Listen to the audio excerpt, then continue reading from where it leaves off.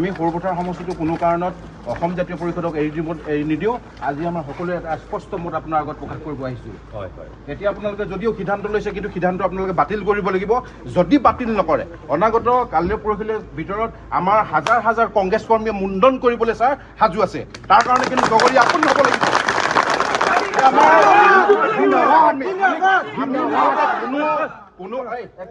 কোনো আমি কেন্দ্ৰিত হৈ অহা নাই, আমি আহিছোঁ কংগ্ৰেছ কৰ্মী হিচাপে। আমাক মুঠতে কংগ্ৰেছৰ কাৰণে সৰুপথাৰ সমষ্টিটো দিব লাগিব।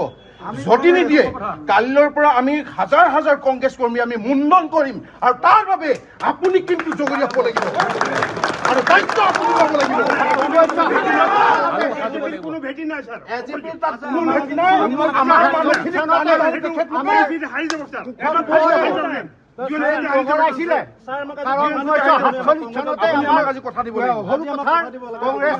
জিন্দাবাদ হৈ আছে, গতিকে আমাক দিবই লাগিব। আৰু আমাৰ 1947 চনতে আমাৰ কুশল কোঁৱৰে তাত মানে গাড়ী বগৰাইছিলে, আৰু সেই তেতিয়াৰ পৰাই আমাৰ কংগ্ৰেছ আৰু ভাৰত স্বাধীন তেতিয়াৰ পৰাই হৈছিলে, তেতিয়াৰ পৰাই আমি কংগ্ৰেছ হৈ আছো।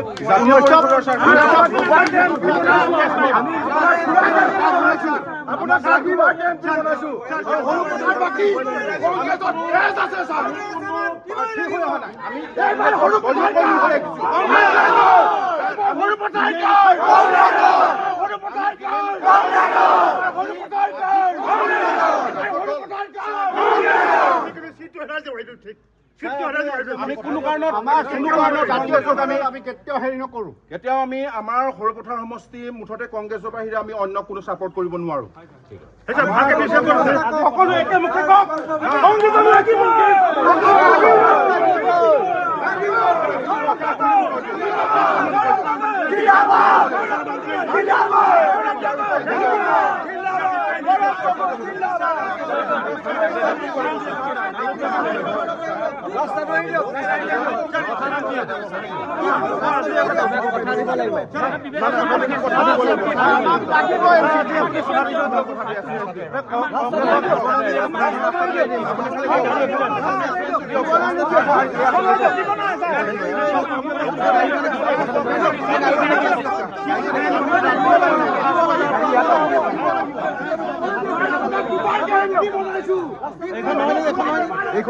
আপোনাক দুবাৰ এমপি বনাইছো, আপোনাক দুবাৰ এমপি বনাইছো, আপোনাক ঘূৰাক এবাৰ এমপি বনাইছো।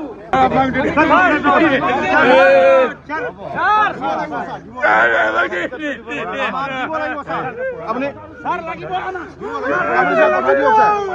আমাক দিব লাগিব ছাৰ, কংগ্ৰেছ দিয়ক,